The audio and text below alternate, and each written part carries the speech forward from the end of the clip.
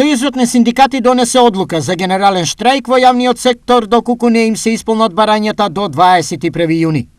Тие бараат подпишување на општиот колективен договор каде што ќе се утврди линеарно зголемување на платата од 2806 денари за сите работници во јавниот сектор и враќање на изгубеното право на регрес во 2023 година во износ од 30 до 100% од просечната плата во државата. Доколку ова не се случи до 21.6.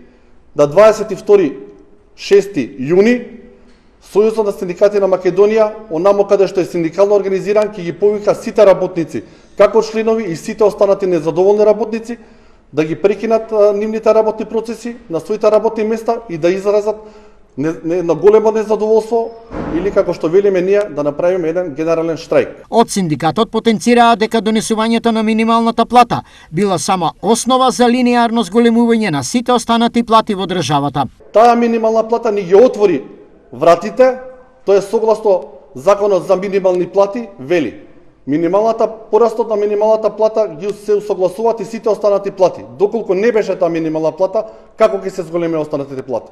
Затоа е на голема благодарам на разбирање на нашите социјални партнери да го сватат и ова сериозно, бидејќи минималната плата ја добивме тогаш со еден се масовен протест кој ги изразивме нашиот револт пред Собранието на Македонија. До ова дојде по вчерашниот неуспешен обид од страна на владата да ги премисли синдикалците за нивната најава за целосна блокада на институциите, се до решавање на нивното основно барање, а тоа е зголемување на платите во администрацијата и јавниот сектор.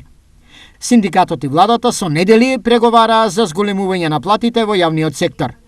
Веднаш по зголемувањето на минималната плата, синдикалците се залагаа за линеарно зголемување на платите кај останатите вработени.